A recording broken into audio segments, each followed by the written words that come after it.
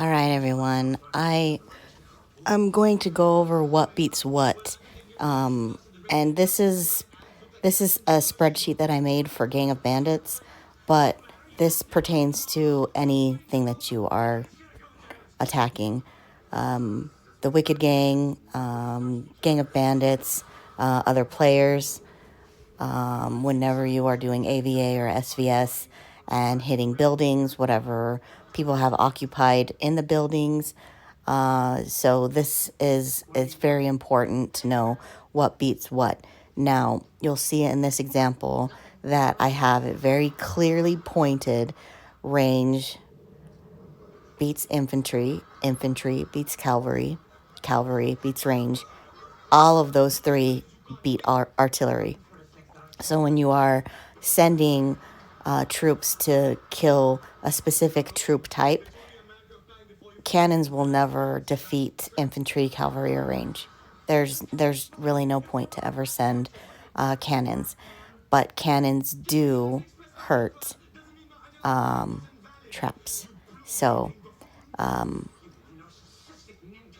it took me a while to remember what infantry was, what cavalry was, what range was. I can't even remember when it actually clicked in my head what was what. I still to this day call infantry little guns, range big guns, and cavalry horsies. My sister actually started saying that, and we would use that a lot in vernacular when we were doing Gang of Bandits in one of my alliances. So hopefully this helps you. I know it's really small on the screen. I'm leaving it up for a long time. I mean, if you want, you can screenshot it and use this. I'm a very visual person, so I wrote this out. And this even tells you the different sizes and what the names are of each of them. T1s, T2s, T3s, T4s. So this is very helpful in that sense. I'm starting to make a spreadsheet of Gang of Bandits on the other side of what each one is. So on this, I have it listed Gang of Bandits. It's okay for Gang of Bandits 1 and 2. Just quick select for 3, and it shows you what map level they are all at. So if you wanted to screenshot this real quick, that's fine as well.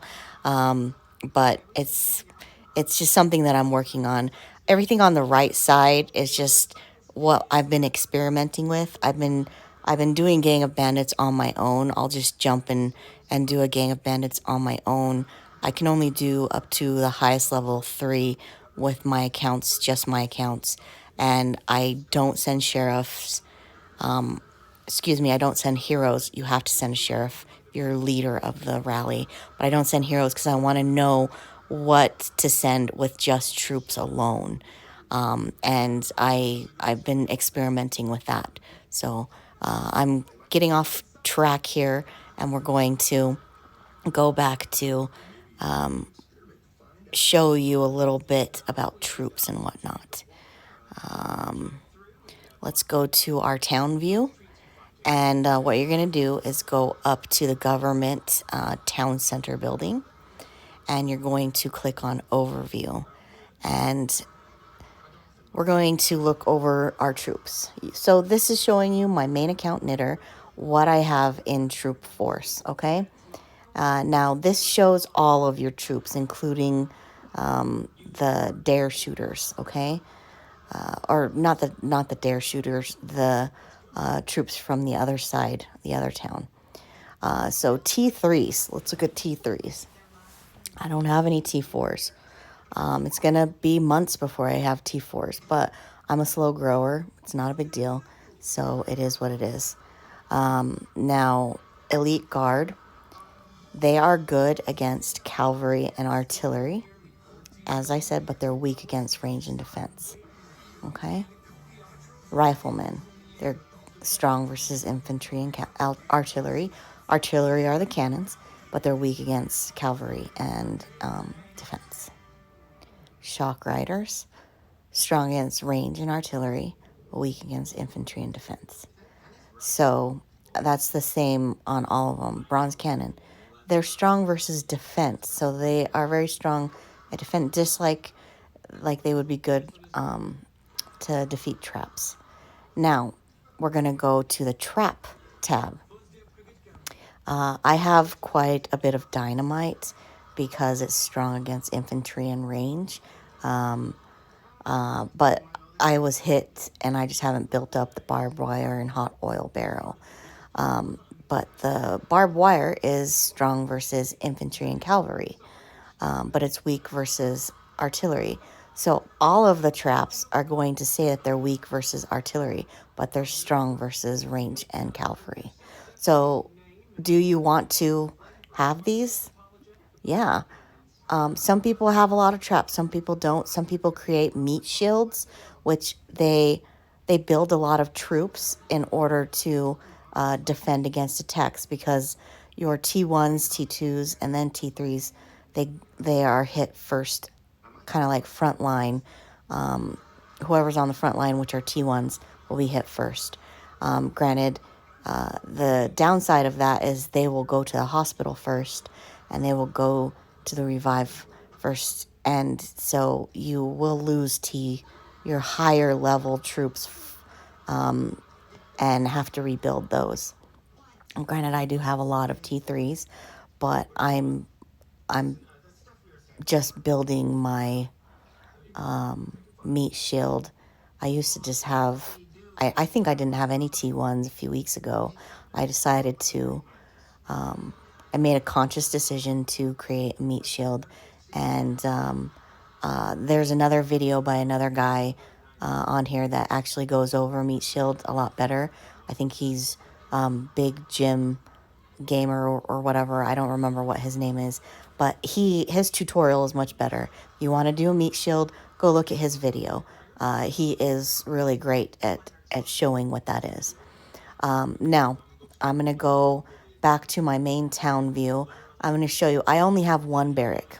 I don't have any other barracks because for me, I don't want to worry about waiting on growing troops. So I usually grow a group of troops every day. So this shows you that the training capacity is, as I'm growing, now I'm growing from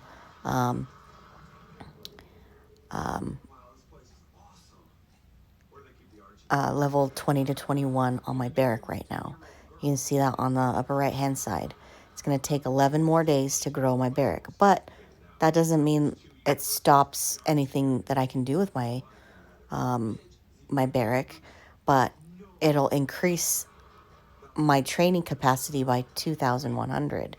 Currently, right now, if I were to train, and I wish they wouldn't have it auto-populate on the mercenary side, but if I were to automatically train a group and go all the way to the right on the amount of troops to train, the max that I can train in one get-go is 3,900. So when I upgrade from 20 to 21, it's going to add 2,100. So I'm going to be able to train a lot more when my barrack is bigger. If you have more barracks, it's going to multiply the amount of each barrack you have and what level that barrack is at. So you only need to have upgrade one barrack at a time. But if you have 3 barracks and one is at level 14, one is at level 19, and one is at level 21, you will only be able to increase your troops by however much each one is able to increase. So at level 14, it's at, I don't remember. Actually, we can go back and look. So I love the I buttons in all of these. So level 14, you're able to train 1,600. Level 19, you're able to train 3,300. And then level 20, you're able to train 3,900. So say if you had a barrack that was at level 14, a barrack that was at level 19, and a barrack that was at level 20. So that's 6, 7, 8, that's 8,000, that's 8,900 troops that you can train in one get-go if you're training in one full group. But I like just having one barrack because then that frees up space to have more hospitals. And I'm trying to grow my hospitals to all be at the highest level because when you have your hospital, it increases the capacity that you can have to heal people. Granted, my priority is to trying to grow my town as well. So I have chosen to get the second queue in Knitter for the construction and research. I missed getting the second Q training last week simply because I had some bills to pay and I chose not to, so that was my prerogative. Also, something that happens to really help you in your fighting is your monument because your monument has the control of reviving troops that are completely dead. Let's click on the eye of the monument. So the different levels that you have is the amount of troops that can be revived in each level. So I'm at level 20. I can revive 2,160,000.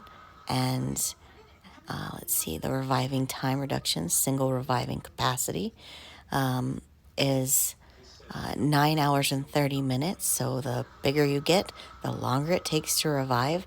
And so one reviving capacity is 120,000.